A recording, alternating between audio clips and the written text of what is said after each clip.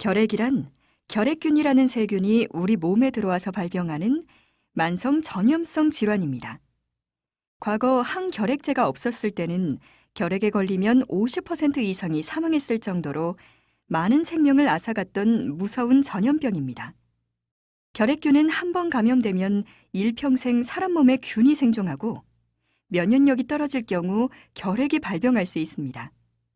결핵에 감염되면 일평생에 걸쳐 약 10%가 환자로 진행되며 그 중에서 절반은 감염된 후 2년 이내에 결핵이 발병하게 됩니다. 결핵이 발병했을 때 치료를 하지 않으면 5년 이내에 50% 이상이 사망할 수 있는 치명적 질환이지만 꾸준하고 올바른 치료와 검사를 받는다면 약물 치료로 완치할 수 있습니다.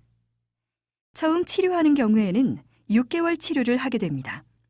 그렇다면 결핵은 폐에서만 발병될까요? 그것은 아닙니다. 결핵은 대부분 폐에서 발병하지만 우리 몸 어디에서나 발병할 수 있습니다. 결핵이 림프절에서 발병하면 림프절 결핵, 척추에서 발병하면 척추 결핵이라고 부르고 이와 같이 폐 이외에 발병하는 결핵을 폐외 결핵이라고 합니다. 결핵균의 특징을 살펴보겠습니다. 그림에서 보시는 것처럼 현미경으로 결핵균을 관찰하면 결핵균은 가늘고 긴 막대 모양인 것을 확인할 수 있습니다. 일반 균에 비해 증식 속도가 느리며 열과 햇빛에 약하고 산소가 있어야 살 수 있는 호기성 균입니다. 결핵은 아직도 심각한 질병입니다. 우리나라는 OECD 국가 중 결핵 발생률, 유병률, 사망률이 1위입니다. 결핵이라는 질병에 관해서 우리나라는 아직 후진국입니다. 그리고 우리나라 전체 전염병 중에 사망자 수도 1위입니다. 매스컴에 많이 나오는 사스나 메르스보다도 월등히 사망자 수가 많습니다. 매년 결핵으로 2,200여 명이 사망하고 전 인구의 30%가량이 이미 결핵에 감염되어 있습니다. 이전 슬라이드에서 말씀드렸던 것과 같이 OECD 가입국과 비교하면 우리나라는 아직 결핵 후진국입니다. 한국전쟁과 더불어 1960년대에 가난했던 우리나라 상황은 결핵을 폭발적으로 증가시켰습니다. 그렇기 때문에 경제 수준에 비해 결핵 환자 수가 일본, 미국, OECD 평균보다도 월등히 높습니다. 일본에 비해 4배 이상, 미국에 비해 무려 25배 이상이나 높은 것을 볼 수 있습니다. 2016년 결핵 환자 신고수를 보면 결핵 환자 수는 4만여 명이 되고 신환자 수가 2016년 한 해만 3만 892명으로 결핵 환자의 79%를 차지하고 있습니다. 결핵은 중장년층 연령 이상에서 환자가 많으며 여성보다 남성에서 환자가 많습니다. 그렇다면 결핵은 어떻게 감염될까요? 결핵균의 전염은 공기를 통해 감염이 됩니다. 결핵 환자가 재채기, 기침, 말하기, 노래를 하면 결핵균이 포함된 미세한 가래방울과 함께 결핵균이 공기 중으로 배출됩니다. 공기 중으로 나온 결핵균의 대부분은 바로 사멸되지만 일부는 수시간 생존해서 다른 사람이 숨을 들이마실 때 폐 속으로 들어가서 감염을 일으킵니다. 그래서 결핵을 공기매개성 전염병이라고 합니다. 결핵은 공기를 매개로 하는 전염병이기 때문에 외부 공기와 순환이 잘 안 되는 실내, 특히 햇빛도 잘 안 들어오는 곳은 더욱더 위험합니다. 잠수함이 대표적인데요. 한 번 잠수하면 외부 공기와 순환이 안 되고 햇빛도 들어오지 않습니다. 그림으로 보시는 잠수함 사례를 보면 한 명의 승무원이 결핵으로 발생되었는데 308명 중 139명이 잠복 결핵 감염이 되고 추가로 7명이 결핵 환자로 발생했습니다. 비행기도 위험하겠죠? 지금은 공기를 필터하여 순환시키기 때문에 그렇게 위험하지는 않습니다. 집단시설은 결핵 예방을 위해 환기 및 일광 노출에 신경 써야 합니다. 결핵은 가까운 주변 사람이 감염될 위험이 큽니다. 빨간 십자 표시가 결핵 환자를 나타내며 동그라미가 가까이 지내는 사람을 의미하며 파란색 동그라미는 결핵 감염자를 의미합니다. 예를 들어 첫 번째 원을 가족이라고 한다면 가족은 10명 중 3명이 감염될 수 있습니다. 그 다음으로 두 번째 원을 보시면 접촉을 많이 하는 사람, 직장 동료, 동호회 모임 등의 경우에는 감염 위험이 떨어져서 20명 중 3명이 감염될 수 있습니다. 원의 바깥쪽은 어쩌다가 접촉하는 사람으로 이 사람의 경우에도 간혹 감염될 수가 있습니다. 만약 이 환자가 발견되지 않는다면 1년에 대략 10명 정도 감염될 수 있습니다. 그렇지만 이런 경우에는 전염되지 않습니다. 그림처럼 피부 접촉이나 음식을 같이 먹는다거나 환자가 사용하는 물건, 예를 들면 침구류, 책, 옷, 수건 등을 통해 전염되지 않습니다. 따라서 환자가 사용했던 식기류, 수건 등을 따로 소독할 필요가 없습니다. 문제는 같은 공간에서 머무는 시간이 많은 경우에 공기를 통하여 전염이 되는 것입니다. 폐회결핵 환자도 전염성이 없으며 전염성이 높은 환자라도 약물 치료를 잘 받으면 2주 이내에 전염성이 거의 없어집니다. 결핵의 가장 대표적인 증상은 기침, 가래입니다. 그렇기 때문에 2주 이상 기침이 지속되면 결핵을 의심합니다. 그 외 증상으로는 체중 감소, 피로감, 식욕 부진, 미열, 흉부 통증 등이 있을 수 있습니다. 그렇지만 결핵 발병 초기에는 아무런 증상이 나타나지 않을 수도 있어서 우연히 건강검진에서 발견하는 경우도 있습니다. 그렇다면 어떠한 경우에 결핵 검사를 받아야 할까요? 기침이 2주 이상 지속되면 반드시 결핵 검사를 받아야 합니다. 특히 기침을 하면 주변 사람들에게 전염 위험도 커지므로 꼭 검사를 받아서 조기에 진단될 수 있어야 합니다. 그 외에 미열, 피로감, 체중 감소, 호흡곤란, 흉통, 객혈 등의 결핵 증상이 오래갈 경우 특히 한 번이라도 객혈을 하면 반드시 결핵 검사가 필요합니다. 기관지 이상 때문에 객혈을 하기도 하지만 결핵, 폐암 때문에도 발생할 수 있으므로 주의를 요합니다. 결핵 초기에는 특별한 증상이 없을 수도 있습니다. 주변에 결핵 환자가 발견되면 증상이 없더라도 반드시 결핵 검사를 받아야 합니다. 또한 건강검진에서 흉부 X선 사진을 찍었을 때 결핵이 의심된다고 하면 반드시 정밀 검사를 받아야 합니다. 결핵은 우선 흉부 X선 검사를 하여 결핵 소견이 있는지를 확인하고 의심이 되면 객담 검사 등 결핵을 확진하기 위한 추가 검사를 실시합니다. 병변의 위치에 따라서는 X선 사진상 안 보일 수도 있어 X선 사진이 정상이더라도 기침 증상이 오래가면 객담 검사를 하기도 합니다. 보시는 것은 흉부 X선 사진입니다. 왼쪽에 건강한 폐와 오른쪽에 결핵에 걸린 폐를 비교해 보겠습니다. 왼쪽 사진은 정상인의 폐이고 오른쪽은 결핵이 심하게 진행된 폐로 양쪽 폐의 대부분이 결핵 병변으로 하얀 얼룩같이 퍼져 있는 것을 볼 수 있습니다. 결핵이 뒤늦게 발견되어 심하면 주변 사람들에게 전파를 많이 시킬 뿐만 아니라 치료된 후에도 폐 조직의 손상이 흉터로 남으며 호흡곤란 등의 후유증으로 고생을 하게 됩니다. 흉부 X선 사진에서 결핵이 의심이 되면 결핵을 확진하기 위해 객담 검사를 2에서 3회 실시합니다. 객담 검사는 현미경으로 보는 도말 검사, 균을 자라게 하는 배양 검사, 분자 생물학적 검사 등으로 결핵균을 찾아냅니다. 주의할 점은 가래를 잘못 뱉어내거나 결핵 초기에는 결핵균이 적어서 객담 검사에서 균이 안 나타나기도 하므로 균이 없다고 해서 결핵균이 없다고 생각해서는 안 됩니다. 그림을 보시면 현미경에서 붉은색의 막대 모양의 결핵균을 관찰할 수 있습니다. 배양 검사는 2에서 8주간 배양하여 결핵균이 증식하는 것을 관찰합니다. 결핵은 결핵균이라는 세균에 의해서 발병하기 때문에 치료는 결핵균을 제거할 수 있는 항생제를 복용하는 것입니다. 처음 결핵에 걸렸을 때는 4종류의 항결핵제를 2개월간 복용하고 그 후 4개월은 2종류 또는 3종류의 항결핵제를 복용하여 총 6개월간 복용해야 완치할 수 있습니다.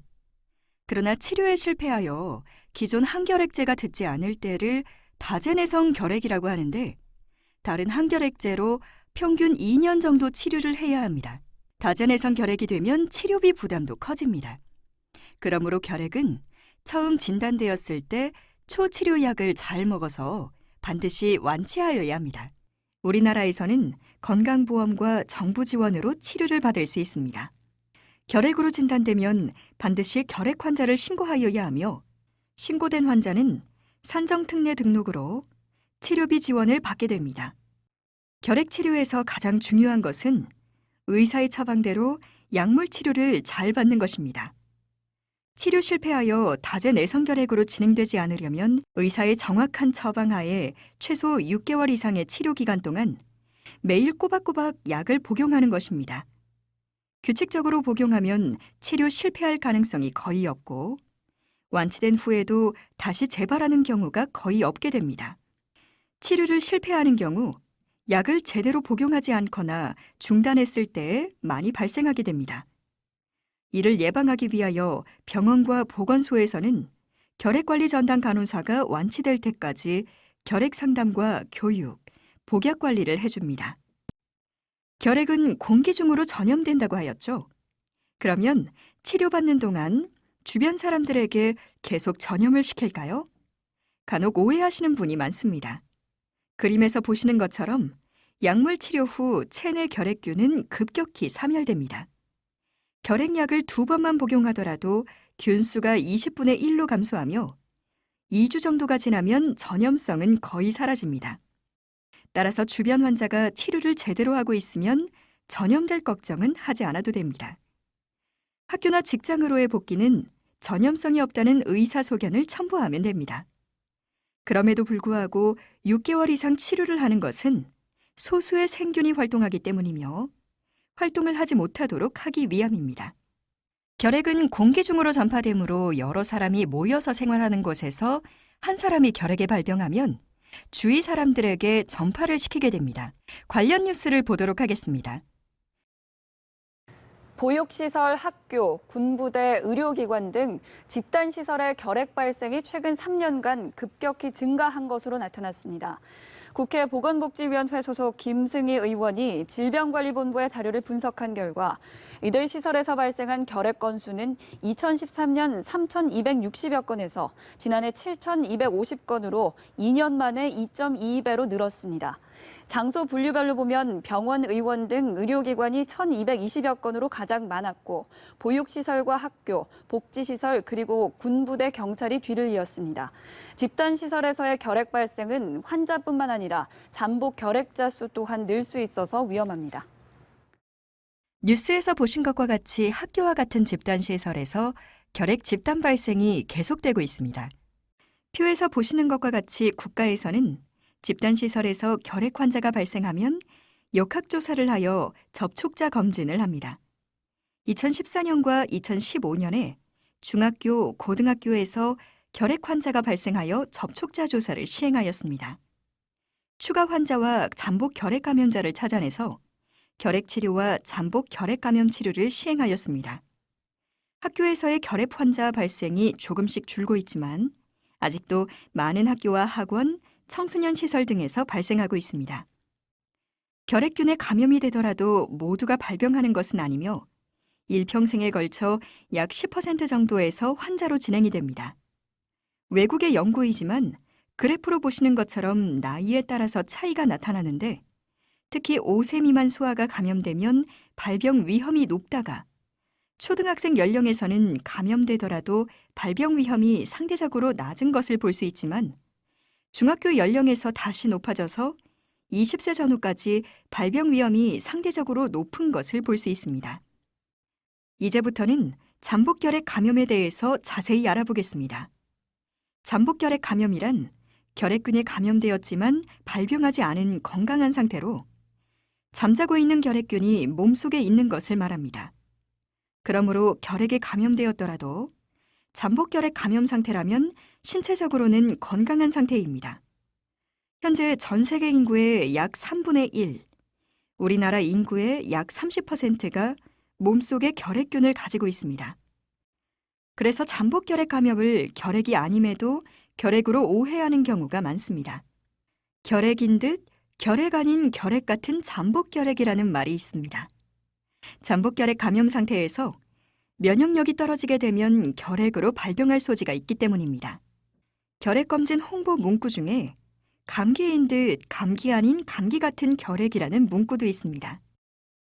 다시 한번 잠복결핵 감염과 활동성 결핵의 차이에 대해서 살펴보겠습니다.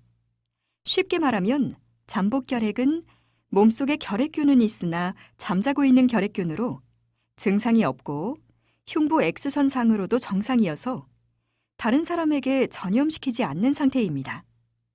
잠복결핵 감염자 중 10% 정도가 활동성 결핵 환자로 진행을 하게 되는데 5%는 최근 2년 이내에 감염된 경우이고 5%는 평생에 걸쳐서 발병하는 경우입니다.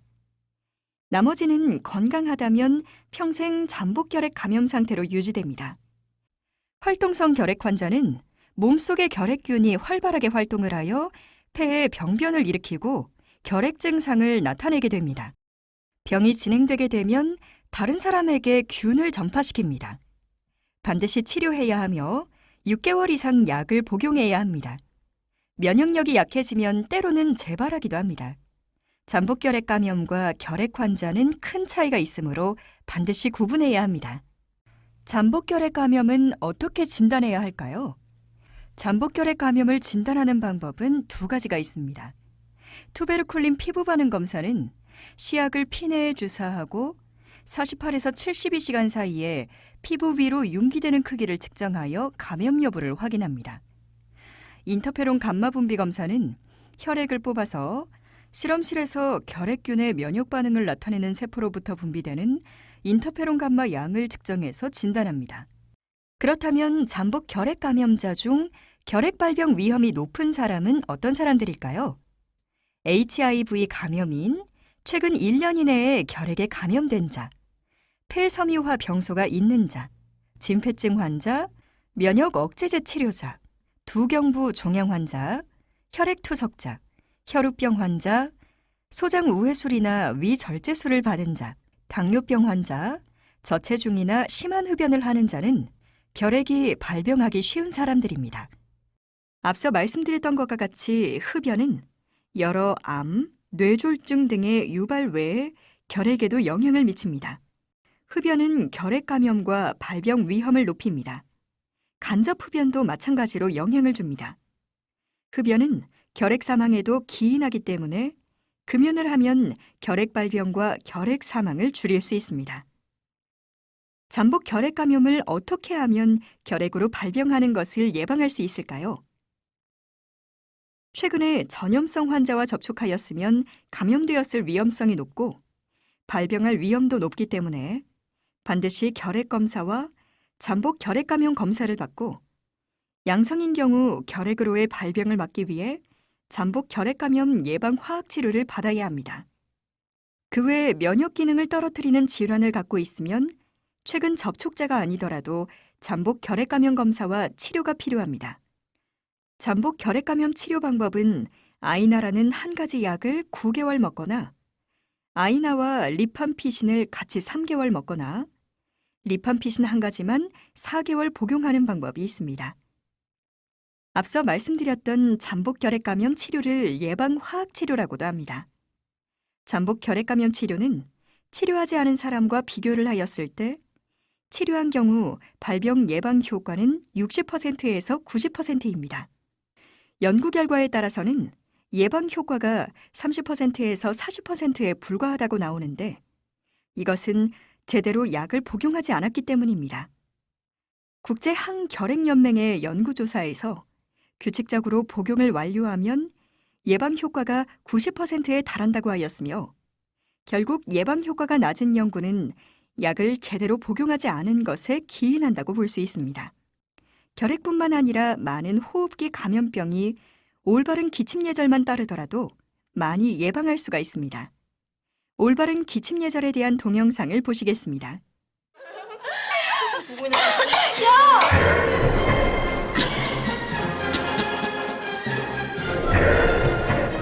무엇이 잘못됐는지 아시겠어요?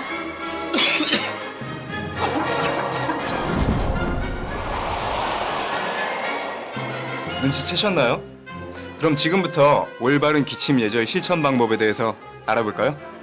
기침할 땐 손이 아닌 휴지나 손수건으로 입과 코를 가려주세요. 옷소매 위쪽으로 가리고 합니다. 손을 깨끗이 씻어주세요. 기침 예절을 지켜주세요. 올바른 기침 예절과 함께 올바른 손 씻기는 다양한 감염병을 예방할 수 있습니다. 손 씻기 동영상을 함께 보도록 하겠습니다. 감염병 예방의 시작은 손 씻기입니다. 손 씻기 6단계 방법. 1단계. 손바닥과 손바닥을 마주대고 문질러 주세요. 2단계. 손등과 손바닥을 마주대고 문질러 주세요. 3단계. 손바닥을 마주대고 손깍지를 끼고 문질러 주세요. 4단계. 손가락을 마주 잡고 문질러 주세요. 5단계. 엄지손가락을 다른 편 손바닥으로 돌려주며 문질러 주세요. 6단계.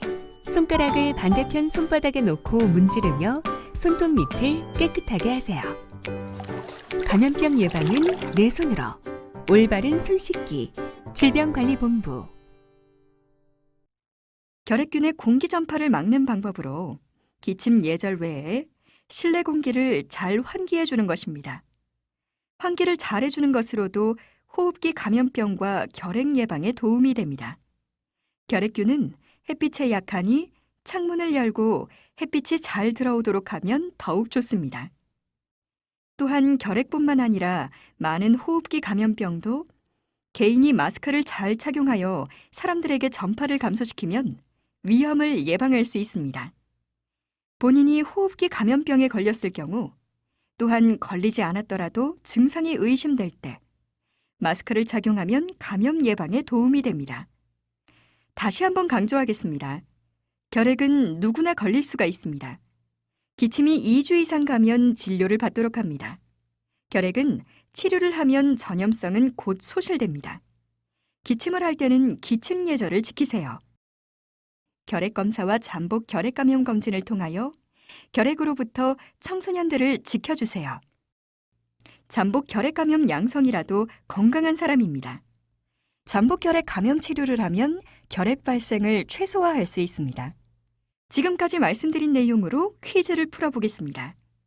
결핵은 공기를 통해 전염된다. 맞습니다. 결핵 환자가 사용한 식기류는 소독해야 한다. 아닙니다. 결핵균은 공기를 통해 전파되므로 식기류를 통해서는 전염되지 않습니다. 결핵의 증상에는 기침, 가래, 체중 감소가 있다. 맞습니다. 이 외에도 객혈, 흉부 통증, 식욕 감소가 있을 수 있으며 증상이 없는 경우도 있습니다. 결핵은 치료가 끝날 때까지 전염성이 있다. 아닙니다. 결핵약을 잘 복용하면 2주 정도가 지나면 전염성은 거의 사라집니다. 잠복 결핵 감염자도 격리해야 한다. 아닙니다. 잠복 결핵 감염은 결핵균이 잠자고 있는 건강한 상태이고 병도 아니므로 격리할 필요가 없습니다. 잠복 결핵 감염자는 치료가 필요 없다. 아닙니다. 치료를 통하여 결핵이 발병하는 것을 예방할 수 있습니다. 보시는 사진을 설명하면 아이들이 바닷가에서 노는 사진처럼 보이지만 사실은 모두 결핵을 앓는 아이들입니다. 1940년대 이전에 결핵약이 없었을 때는 치료를 위해 바닷가에서 맑은 공기와 햇빛을 쐬는 치료밖에 할 수 없었습니다. 결핵 퇴치에 모두 노력하여 우리의 후손들에게는 더 이상 결핵으로 고통받는 일이 없도록 노력하여야 할 것입니다. 끝까지 들어주셔서 감사합니다.